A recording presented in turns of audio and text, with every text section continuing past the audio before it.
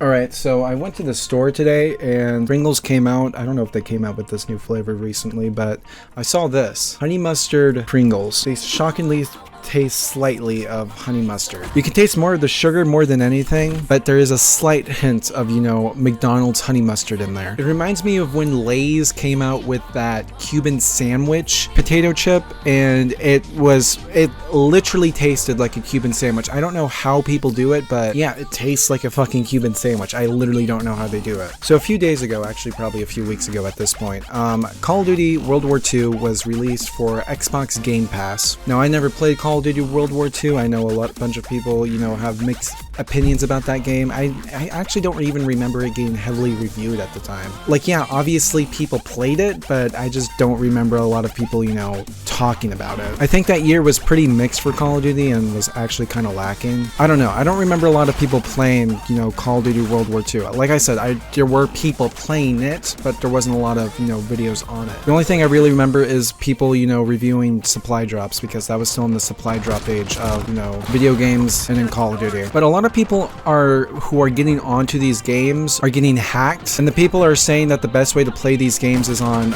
console. And it's really sad because ever since I switched to PC, I feel like a lot of the Call of Duty games, the old Call of Duty games that I want to play, like Black Ops 2, Modern Warfare 3, Modern Warfare 2, I feel like I'm just gonna get hacked on them. Trust me, I do plan to get these games for PC and start making commentary videos on them, but I don't know, Call of Duty, I mean, Call of Duty has always been unsafe. I have literally made videos about, especially on Call of Duty Black Ops 2, on especially how many hackers there were on the console version. So with the amount of hackers that are on the console version of the game, I can only imagine how many are on, you know, the PC version. And I literally have a whole video about how some guy was literally DDoSing in a console lobby on Xbox 360. It's still up on my channel. You guys can go see it. It's very poorly edited and very bad quality. But this guy, I think DDoSed 2 people offline and was able to get their actual like IP address. And you know, thank God I didn't get DDoSed. It was just 2 other people.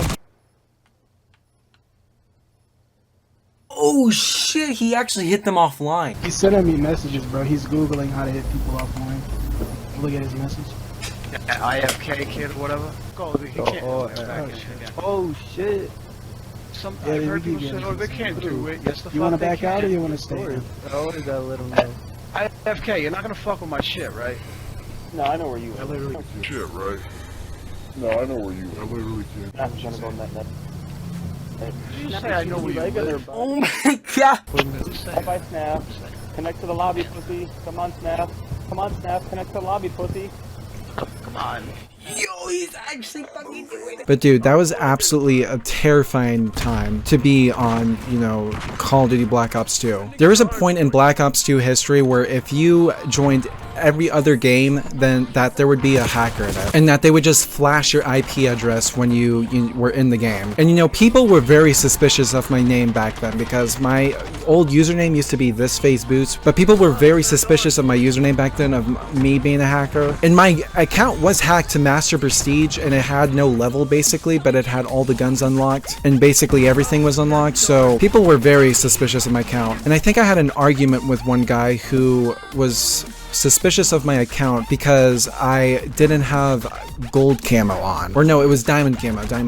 And to this day, I still think diamond camo on Black Ops 2 is the ugliest thing to this day. And it's sad to see after, you know, the Microsoft acquisition that these servers still haven't been fixed on the PC side or on the console side. And you know, I think it would boost the player base, because I haven't gone on to Black Ops 2 in like years at this point. Well, now I wouldn't say years, but probably in a couple months or so, because the game is dying because no one wants to go and get their account hacked and be potentially hit offline. And I feel like if Microsoft actually fixed these servers and fix the hacker problem, you know, there would be a boost in players. But I don't see that day coming anytime soon. But no matter how many downsides there is to hackers, there still are fun hackers who, you know, are on these old games. Yeah, there's douchebag hackers who just, you know, want to ruin the game for everyone else, who, you know, fly around with God mode, you know, DDoS someone.